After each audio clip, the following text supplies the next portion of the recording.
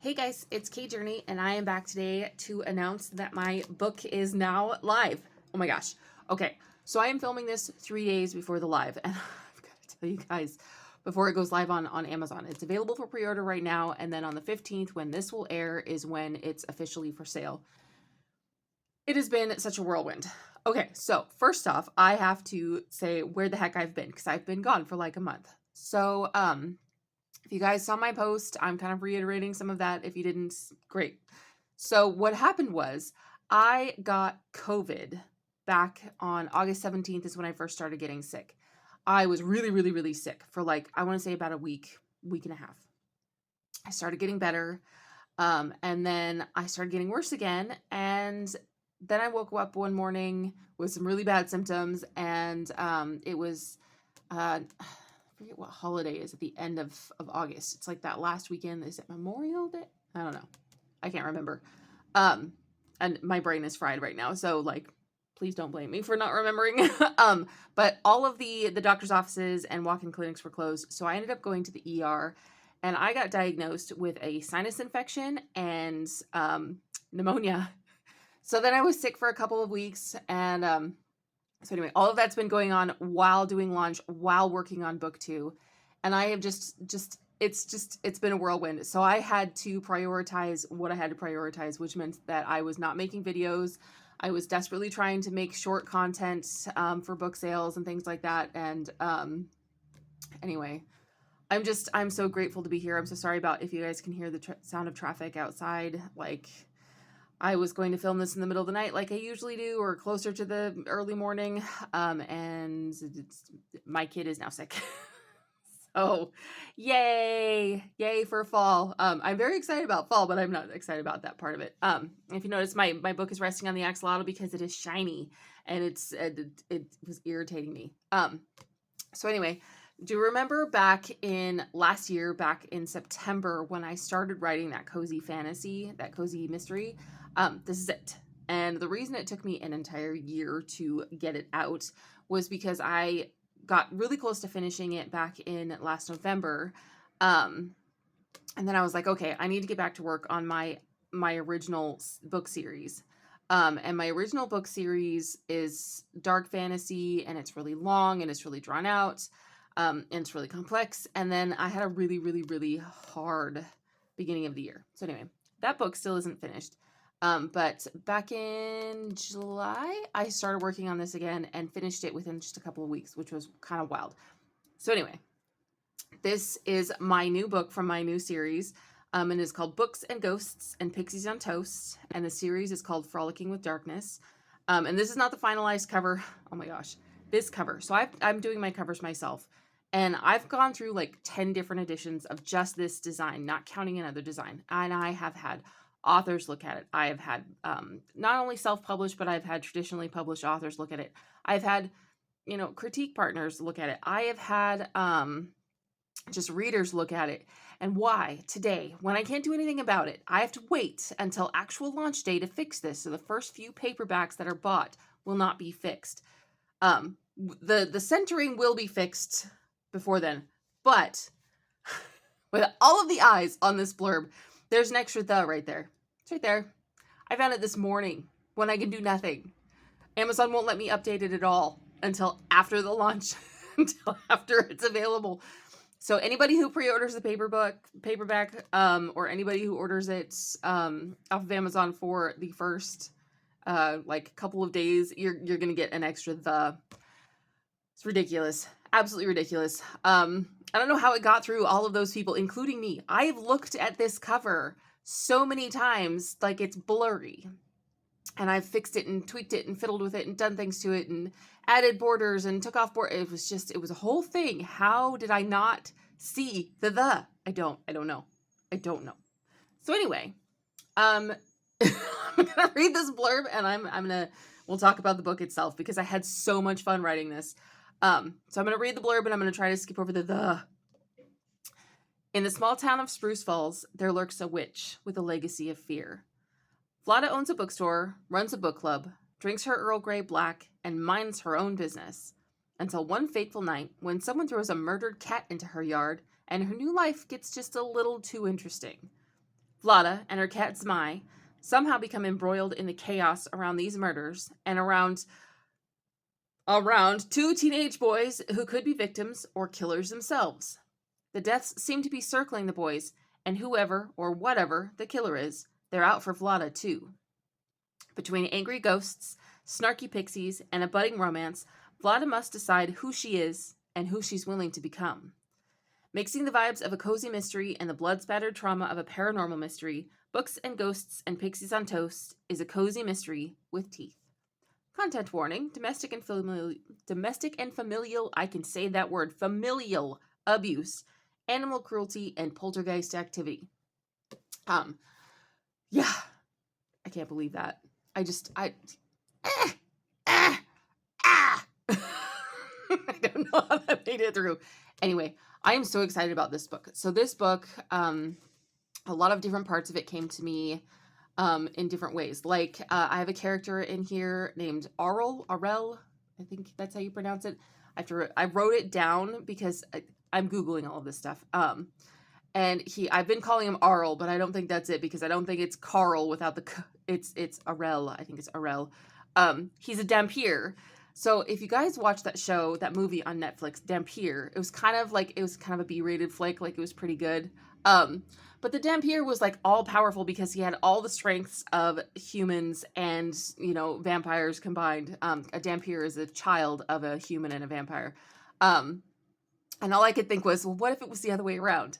What if he was clumsy and he was allergic to sunlight and he was not handsome? He was very human, very, very like skinny goth boy who's allergic to sunlight, right? So that's one of the characters in here. He crept in here. He's one of the main characters that's friends with Vlada.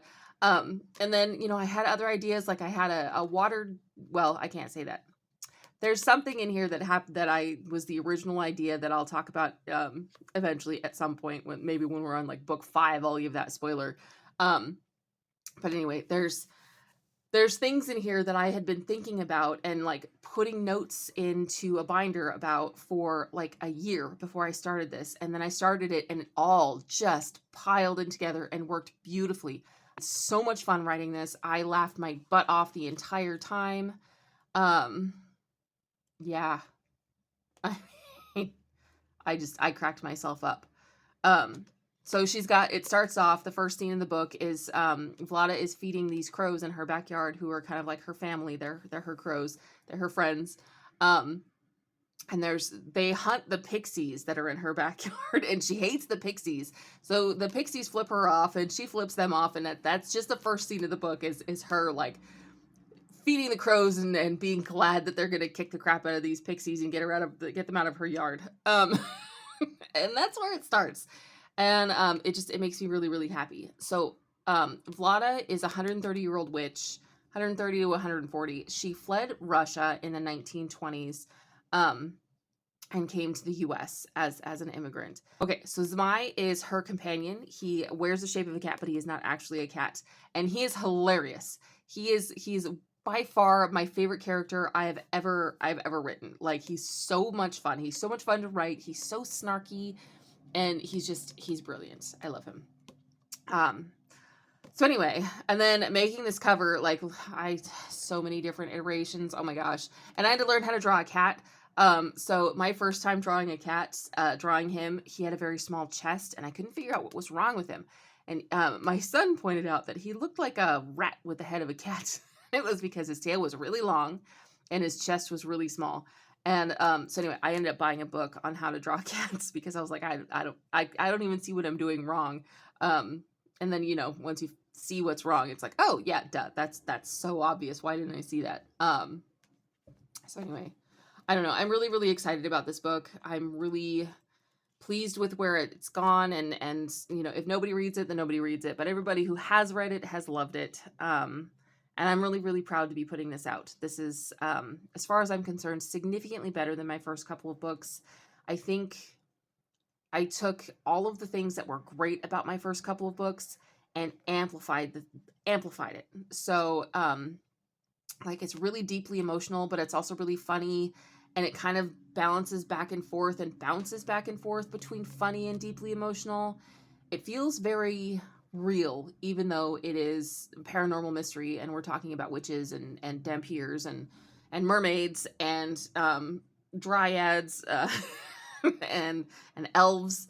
Um, so yeah, it's cool. It makes me very, very happy. Anyway, yeah, that's it. It's coming out. It's coming out on the 15th. So the day that this video goes live, this will be ready to order. And then if you want to wait a couple of days, you can get it without the extra the, or get it with the and laugh at me with me, because good Lord, how did that happen? Okay, before I jump off here though, I did want to talk about what's coming up.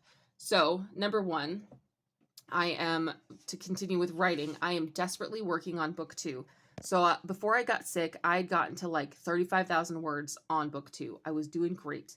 But I didn't really like certain parts of it, and I didn't understand what was wrong. And then when I was down with pneumonia, I got a brilliant spark of inspiration and completely changed everything. So I started over. So I'm now at almost 15,000 words, and some of the stuff that I wrote before I can move over and probably will, but most of it is new. And I wanted to kind of give you guys a little bit of a sneak peek into that book. So, let me see. Okay, so this one, I've got a couple of notes over here. So this one is the potential blurb. This is not the blurb. This is the potential blurb for the second book. And I'll read this to you. The clock ticked past midnight on New Year's Eve when the Weeping One returned.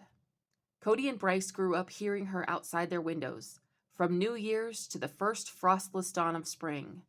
She was just a shade, a sad voice in the wind, until now.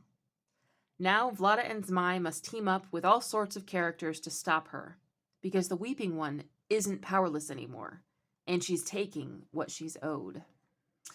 I'm so excited. I love it. I love it so much. So one of the things that a critique partner said about this book that I did really, really well was that I managed to make it both cozy and incredibly sinister. So there's parts in this where you're like on the edge of your seat because you're like, oh my gosh, like, is this actually happening? But there's also parts in here that are really like super genuine and emotional and gentle. And it is a cozy. So it's, there's barely any spice at all. There's lots of tension. There's lots of cussing too, because it's based on the real world. Like, I wanted to take that feeling of real world. And when you've got abused children, they're going to cuss. And when you've got a group of adults who are around themselves, who are talking about books and arguing about books, they're going to cuss. So there is cussing in here. There are also arguments about books in here, which makes me very happy. So this second book, it continues with that kind of sinister feel, that very like, oh my gosh, is this actually happening? And like that feeling that you get in a mystery where the tension just kind of ratchets up as you go. And not knowing, I'm so excited about this. I'm so excited about this book now that I fixed it. So I'm going to be writing that one as fast as I can, but as I've learned with this one, I'm going to have to take time to have people read it and edit it, and there's going to be lots of things. So I'm desperately hoping to be able to get it out by Halloween. My goal is to launch it on Halloween, but I can't be held to that because I don't know what other people's timelines are, and I'm like way behind where I had thought I was going to be. I thought I was going to be done by now and people would be reading it by now, and then I restarted. So, but it might be out by Halloween, or a pre-order might be set up at Halloween, or it'll be available in the middle of November. I'm hoping to get book 2 and 3 done and out by the end of the year. That's my goal. And I already know what's happening in book 3 too. And it especially with the new book 2, I'm very, very excited about it.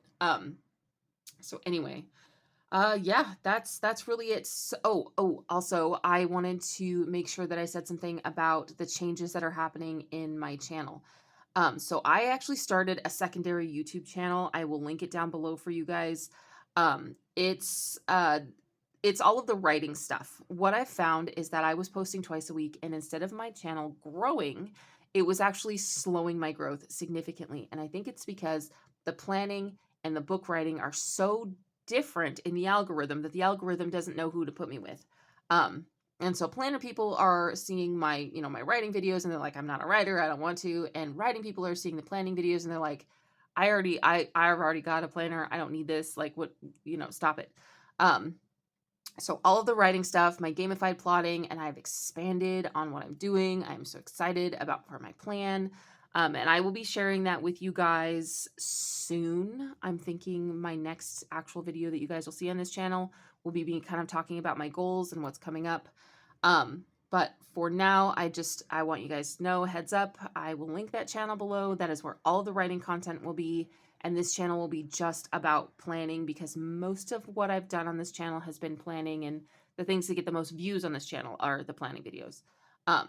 So anyway, gosh, I don't know. Thank you guys so much for watching. I'm so happy to be back. I'm really hoping this new latest cold from my youngest does not knock me down again. I need a nap or like buckets of coffee. Anyway, thanks for watching. Please like and subscribe. Please go pre-order my book. And yeah, I will be back hopefully in a couple of days with that goal video.